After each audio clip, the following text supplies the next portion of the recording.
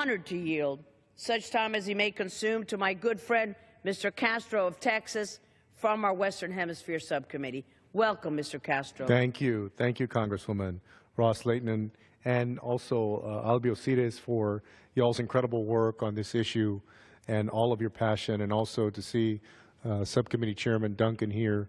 I know how much he's worked on the issue of Venezuela and Latin America also.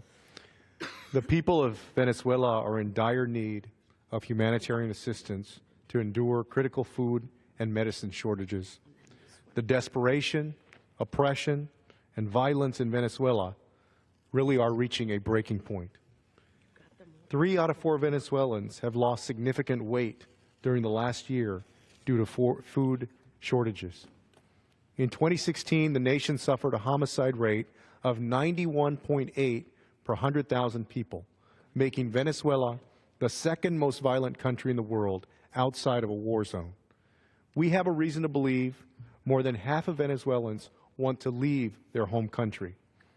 Last year, the United Nations High Commissioner for Refugees said Colombia should, quote, an avalanche of Venezuelan refugees, an influx that could complicate this critical time for Colombia's own peace agreement.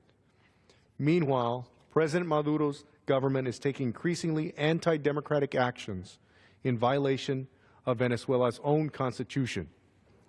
Since Venezuela's Supreme Court attempted to dissolve the country's legislature in March, the Venezuelan people have sustained massive protests, leading to a brutal crackdown from government security forces.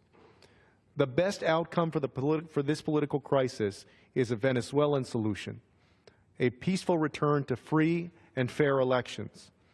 At the same time, the United States has a responsibility to work alongside our allies at the Organization of American States and the United Nations to hold Maduro's government accountable and to provide humanitarian assistance to the people of Venezuela.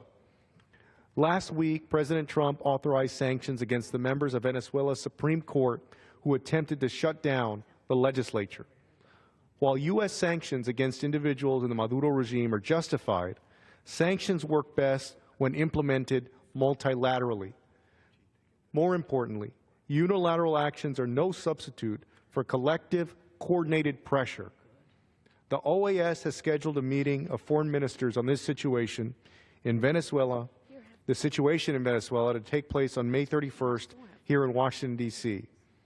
This meeting presents an opportunity to work with our partners and Venezuela's neighbors to support a return to democracy and respect for human rights.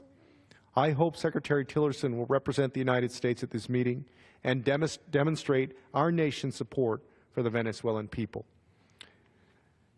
You know, one of the reasons that I chose to join the Western Hemisphere Subcommittee, and I was already part of the Foreign Affairs Committee, is because I believe that there are many things that happen in Latin America that don't get the attention that they deserve here in the United States.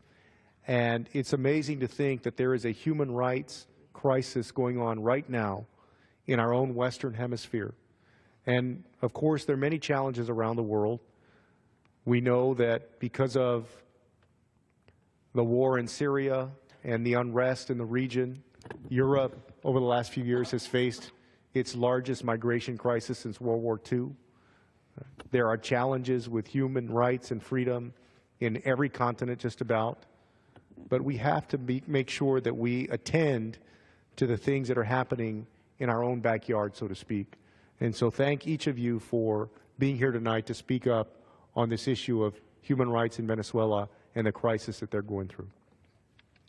I yield back. Thank you so much, Mr. Speaker. We are so pleased that Mr. Castro has once again joined us in this battle for human rights, for democracy, for justice, for the rule of law in our hemisphere. His voice is a valiant one that needs to be heard, and it is always present whenever the struggle for human rights is mentioned. So thank you, Mr. Castro, for this stance today and for the stance that you have taken on behalf of beleaguered people in our hemisphere every day.